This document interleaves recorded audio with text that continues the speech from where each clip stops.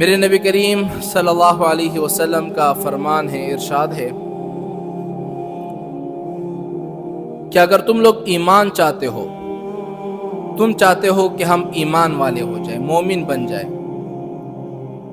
تو تم صرف 3 کام کر لو، تو 3 کام کرنے کے بعد تمہارے اندر ایمان آ جائے گا۔ وہ 3 کام کون سے ہیں؟ سب سے پہلے کام تم یہ کرو، ان یحب اللہ ورسولہ،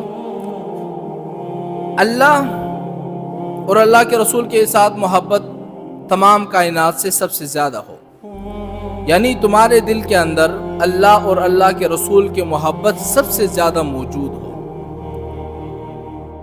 دوسرا کام آپ نے کیا کرنا ہے، ان یحب المرء، مرد اگر جس چیز سے محبت کرے، کسی سے محبت کرے تو صرف اللہ کی رضا کے لیے کرے۔ اور تیسرا کام کیا ہے، یکرہ ان یعود الی الکفر، جب تم ایمان لے آئے، تم نے کلمہ پڑھ لیا لا الہ الا اللہ محمد الرسول اللہ، اس کے بعد تم کفر کی طرف لوٹنے کو ایسا سمجھو جیسے کسی کو آگ میں ڈال رہا ہو، کتنی تکلیف ہوتی ہے۔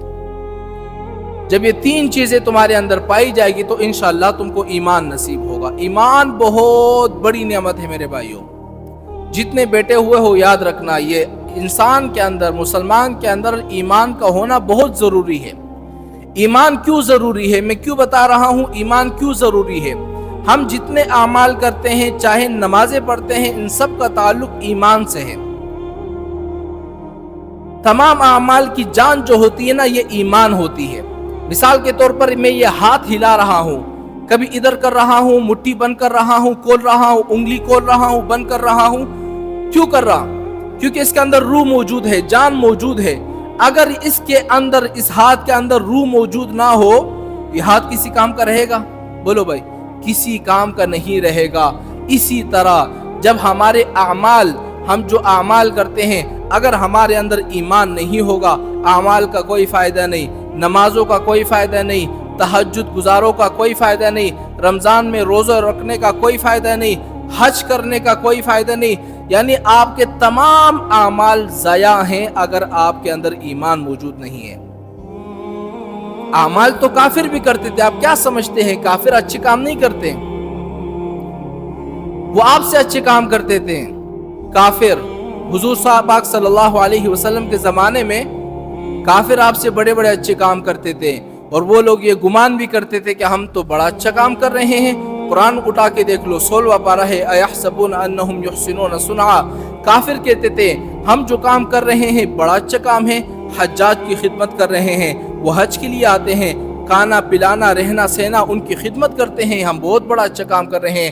لیکن اللہ تعالیٰ نے فرما دیا اگلی آیت میں، اولئک حبطت اعمالہم، یہی لوگ ہیں کہ ان کے اعمال ضائع کر دیے گئے، فلا نقیم لہم یوم القیامت وزنا، اور قیامت کے دن ان کے اعمال کا کوئی وزن، کوئی قیمت بھی نہیں ہوگی۔ کیوں قیمت نہیں ہوگی بھائی؟ آپ نمازیں پڑھتے ہیں، زکوٰۃ دیتے ہیں، حج کرتے ہیں، اپنے آپ کو تکاتے ہیں، رمضان کا روزہ رکھتے ہیں، آخر آپ کے اعمال کی قیمت کیوں نہیں ہوگی؟ اس لیے نہیں ہوگی، آپ کے اندر ایمان موجود نہیں ہے۔ کیا موجود نہیں ہے؟ ایمان موجود نہیں ہے۔ پوری قرآن آپ اٹھا کے دیکھ لو، پوری قرآن میں کوئی جگہ ایسا نہیں ہے جہاں ایمان کے ذکر نہ آیا ہو۔ من یعمل عملا صالحا، قرآن اٹھا کے دیکھ لو، من کان یرجو لقاء ربہ فلیعمل عملا صالحا۔ صحابہ کے بارے میں کیا ارشاد فرمایا اللہ تعالیٰ نے؟ صحابہ کی شان بتا دی، اولئک هم المؤمنون حقا۔ سورہ بقرہ شروع کرو نا، سورہ بقرہ، اس میں کیا ہے؟ ذالک الکتاب لا ریب فیہ، یہ قرآن وہ کتاب ہے جس میں کوئی شک نہیں، کوئی شبہ نہیں۔ ھدی للمتقین، متقین لوگ کون ہیں؟ اللہ نے بتا دیا، متقین پرہیزگار کون ہیں؟ الذین یؤمنون بالغیب ویقیمون الصلاۃ، جو ایمان لاتے ہیں۔ تو گویا ایمان جو ہے نا، یہ اعمال کی جان بھی ہے، روح بھی ہے۔ یہ بات آپ سمجھ گئے کہ نہیں؟ بتاؤ بھائی، ہر اعمال کے لیے ایمان کا ہونا ضروری ہے کہ نہیں ہے؟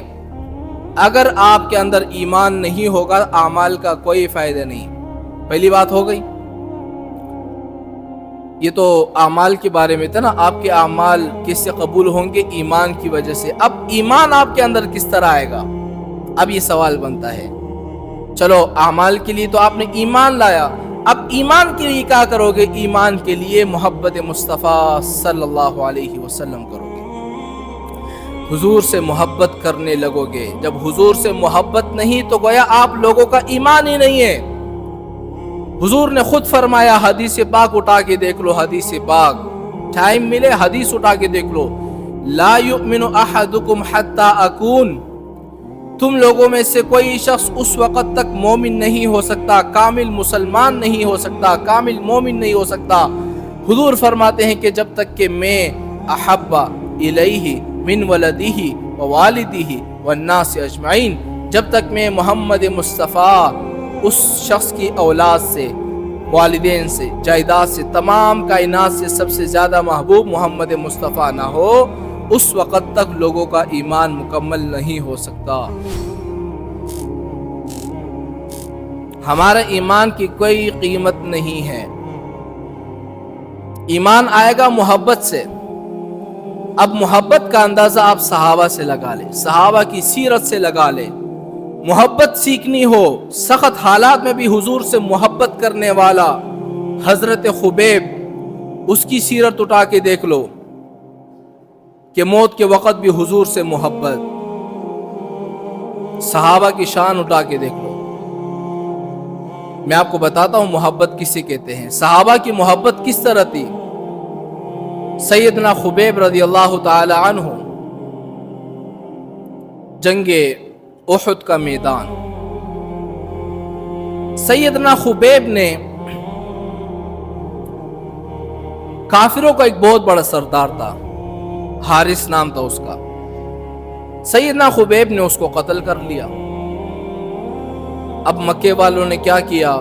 سیدنا خبیب کو قیدی کر لیا، اس کو غلام بنا دیا اور جا کر اس کو حارث کے بیٹوں کو بھیج دیا۔ اب اس کے بیٹے تو بڑے غصے میں تھے، اس نے خبیب کو پکڑ لیا، اپنے ساتھ تمیم لے کر آئے۔ حضرت خبیب رضی اللہ تعالیٰ عنہ کو پھانسی دینا چاہیے۔ ابو سفیان اس وقت تو اسلام نہیں لائے تھے۔ جب پھانسی تیار ہو گئی، رسہ گلے میں ڈل گیا، اس وقت ابو سفیان نے حضرت خبیب سے پوچھا کہ خبیب، تم صرف دو کام کر لو، ہم تمہیں چھوڑ دیں گے، یا دو میں سے ایک کر لو۔ پہلا کام تم یہ کرو کہ تم کلمے کو چھوڑ دو، اسلام کو چھوڑ دو، اور دوسرا کام تم یہ کرو، صرف اتنا کہہ دو کہ اس جگہ پر حضور کڑے ہو جائے جہاں پر اس وقت تم کڑے ہو، یہ رسی جو ہے حضور کے گلے میں ڈل جائے۔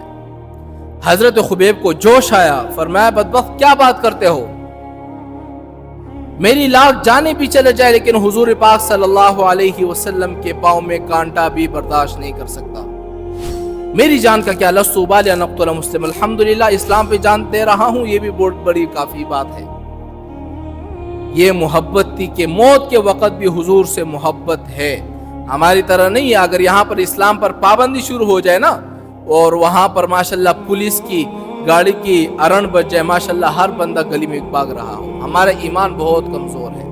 ایمان اس طرح پیدا کرو حضرت خبیب کی طرح، موت کے وقت بھی حضور سے محبت۔ محبت کے بغیر یاد رکھنا ایمان مکمل نہیں ہو سکتا۔